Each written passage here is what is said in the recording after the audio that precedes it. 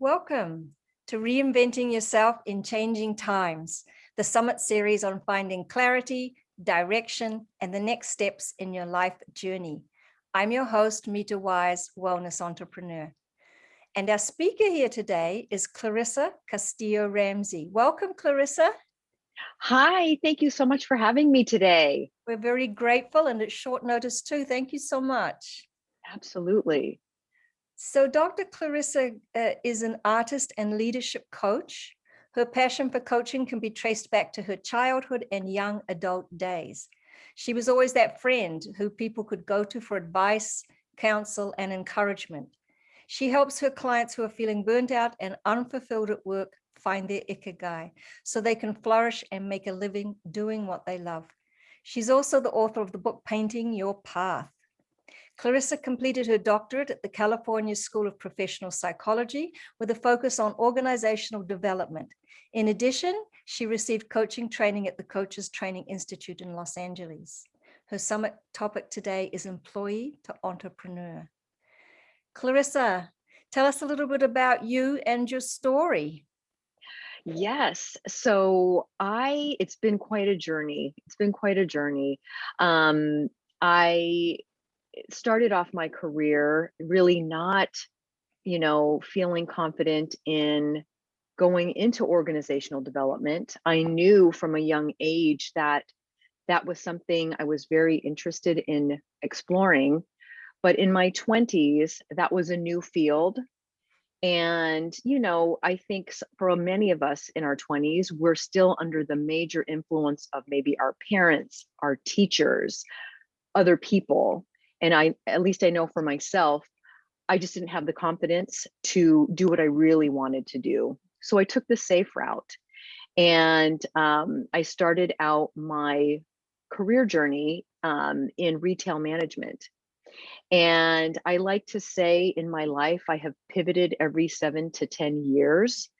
And, fast forward as I have grown and developed and become more confident in who I am and in reinventing myself, I went from that industry into graphic design, which is more on the creative side, because I'm also an artist and I wanted to find a way to, have a fulfilling career doing something creative. So I did that for many years as well. And then I, 7 years in, like clockwork, I just thought, okay, it's time for me to pivot again. And what I really wanted to do was get back to, also the people side of business. Because as you said in my bio, I've always been that person that people go to be that sounding board. And I kind of wanted to get, kind of explore that facet of my interest. So I went back to school and picked up on, I got my doctorate in organizational psychology, focusing on organizational development, which is also what I studied as an undergrad many, many, many years prior. But I found myself circling back to this line of work, and that is what I have been doing for the last actually 11 years. And guess what? It's time to pivot again, which is why my summit talk was from employee to entrepreneur. And that's kind of in a quick nutshell where I am today. Great. I'm sure when you went from employee to entrepreneur that you had many challenges and you had to work through them. Can you give the viewers a little bit idea of a challenge that you did work through and just tell us a little bit about it so that might help Abs- them? Absolutely. And, in full transparency, I'm still in that transition. I'm transitioning out this year, which is super exciting. And what I can share with you, what I have learned is that, it's a whole different mindset. Being an employee, you are, typically working under somebody else. You may co-create your goals with your supervisor. You might have different things that you're working on, different projects that are kind of assigned to you. And as an entrepreneur, it is all up to you. It's all, it's your rules, and you are the beginning and the end of your business. And so for me, that has been really the biggest challenge for me, is really shifting that mindset from, okay, I am I am now the CEO of my business. And who is that person? Who does that person need to be in order for this business to succeed? So and the way that I'm working through it is through coaching. Is I'm getting coached myself. I'm a firm believer in, wherever you aspire to be, it's always a great idea to work with someone who has been there, who can also be a guide and help you shortcut maybe the mistakes that maybe they made along the way. So that is kind of what I'm present to right now. Lovely. So tell us a little bit about some other aspects of your work. I know you do coaching, painting. Tell us a little bit about it, that whole nutshell. Oh, I know, right? It's I do all kinds of things. So I host vision. I used to host vision board workshops because I'm a firm believer in, whether or not you want to call that creative goal setting or, manifesting your future. That is something that I enjoy. I have enjoyed leading, and now I have, my own self-led vision board workshops. I also, really enjoy working with people to get back to their creative self. So a lot of the clients that I'm currently working with are artists, they're designers, and many of them are in a 9 to 5. That's paying the bills, right? But their soul's work, is something that they have kind of lost touch with. So I also host these, what I call soul reset sessions, where, we come together, we do a bit of journaling, a bit of meditation, and it's really a time to get back to creativity, where people can we're on Zoom and everybody is just creating and dialoguing and really just making time for themselves. So that's how I also work with my clients. And then I have one-on-one coaching, which is really either to, help people get back to the creative side, or for many of my clients, they're also wanting to monetize their art or figure out a way that they can, bring their creative gifts to the world, whether it's a side hustle or moving onto my path and becoming a full entrepreneur. Those are the things that I work with my clients. It's a wonderful area to work in. So why choose Clarissa Studio? What makes you stand out? And Yes, I feel like, for so many of us, we're trying, we're like, what's our gift to the world, right? And for me, I chose Clarissa Studio because I was just envisioning a studio workspace where I could, host artistic retreats, where I could host wellness workshops, as well as where I could meet with my clients. And so I just kind of housed my business under Clarissa Studio. I thought that would be a nice umbrella to encompass not only the creative aspect of my business, but also the workshops and the coaching as well. So that's where that came from. and tell us a little bit more about Painting Your Path framework. I know that fits in there, Yes, right? yes. And so I wrote a book called Painting Your Path, because as I was embarking on this journey, I really wanted to connect with other people who have been there, who have created, you know, um, their business and have painted their path, so to speak. So this book um, was 21 interviews with women who are painting their own path. And so many of them asked me to share they said, are you going to share your story in this book? And honestly, I wasn't going to. It was just going to be 100% about them, their stories. And then so many of them said, I think you need to have your story in this book too. It's your book.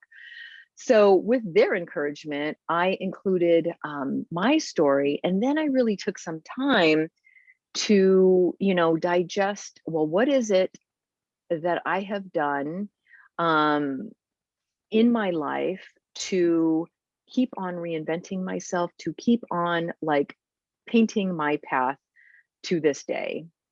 And so I came up with a 5-step framework that I'm happy to share, that I think anybody can use, can try.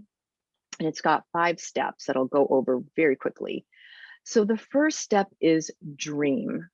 I think so many of us in today's society are so goal oriented, go, go, go, like what's the next thing I can do?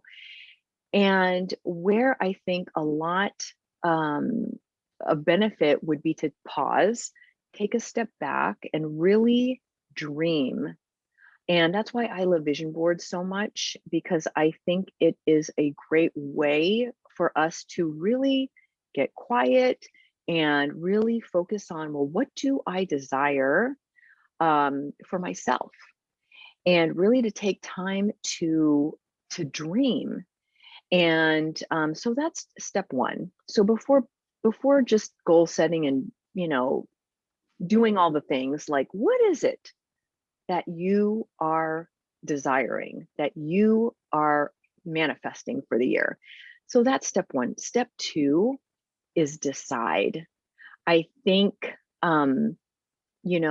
we can have so many ideas, and I talk about analysis paralysis, and we can get into overthinking. Well, what goals should I focus on? What should I do? And I want to do all these things. And I think if we can just decide on, I'm just going to say 1 or 2, 3 maximum, decide on the 3 areas that you want to focus on for the year, or however, whatever your time frame is, decide and say, declare, this is the dream. This is my dream.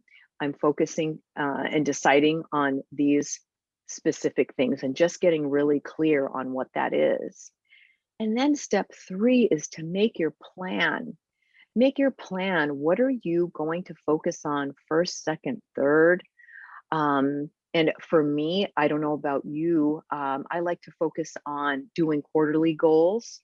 So Q1, Q2, Q3, Q4, and just setting some milestones for the quarters, and making a plan. And then step 4, I call be brave, because it's great to dream. You've decided, you've made a plan, and now it's time to be brave and be in action. Be in action with the things that that you have put on your plan. And I think, for many of us, when we're embarking on something new, or if we want to reinvent ourselves, it can be a little bit scary. And so I like to say, just be brave, take one step. It doesn't matter how small it is, but just to be moving forward with your plan. And then the last step is to take time to reflect, whether that is on a weekly basis, a monthly basis. And then again, if you're setting quarterly goals, you can look back at the quarter and look at how far you have come, and really take a good look at what you have accomplished, and to celebrate that. And maybe where you fell short, that's okay. It's just information. It's just something to look at so that you can refocus for the next quarter. And so that is the 5-step framework of painting your path. Wow, that's great. Thank you for sharing that with the viewers. I'm sure they Absolutely. really appreciate it. So you also mentioned you do you. So tell us a little bit more. You do you. I mean, I'm sure I can think about what that means, but I'd like to hear it from you. Oh, yes. Thank you so much for asking. That is a phrase that I have been saying for a long time to my clients and to myself, because again, I think so many of us, we grew up how we grew up with, under our parents, oversight, and we have so many beliefs from, just our external environment.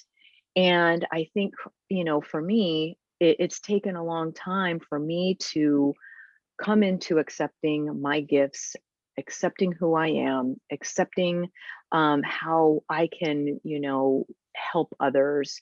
And so my phrase, you do you, is exactly that. Friends, we're all different. We all have gifts to share in the world. And so that is what makes us unique. And so that is just a phrase that I like to say is you do you. You bring your special flair to this earth. And you matter, your voice matters, and what you do matters. So that is where you do you comes from. Right. And how do you see your work in the future? Oh my goodness, that is such a great question. So, when it's been a journey, and working with creatives, working with designers and artists and writers, and aspiring authors has really just lit something up in me. I think for many folks, um, you know, creativity wasn't always, I think, something that was valued. I think it is definitely now more. Now it is more than it was in the past. But I really think, I just want to help people, no matter what your age is, that if you have something you want to put out there in the world, it's never too late. It's never too late to reinvent yourself. And in fact, I'm just coming off my summit, and I have a call booked with a lady who's an artist, and she's 64, and she's ready to put her art out there in the world. And I can't wait to talk to her. I'm so excited. And I just feel like, the future of my work is really just to help those folks who, need that encouragement, need that guidance, need that framework to help them, really put themselves and put their art and their creative endeavors out there in the world. Great. You have a free gift. Can you tell us a bit about it? Absolutely. So I would love to offer your audience a 15-minute clarity call session. I tend to move quickly. So if anybody is kind of feeling stuck, if you are, thinking about getting into creative entrepreneurship, you're an artist, you're a writer, I would love to just hop on a call to help you get to that next step, and help bring you some clarity so you can decide on where it is you want to go. Great. So viewers, click below for all Clarissa's links, including her free gift, a 15-minute clarity call. Clarissa, any final thoughts, last words of wisdom? We've given us lots, but just any last words?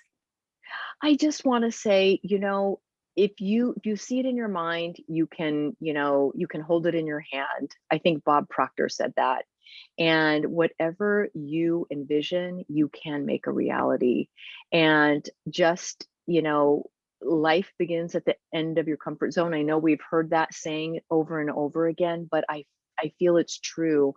And that when we let go of control of how we think things should be, and if we can just put ourselves out there and, trust that what's in our heart is going to land with somebody, it's just amazing what can happen from that by just letting go. So that's what I want to leave your viewers, is just trust yourself.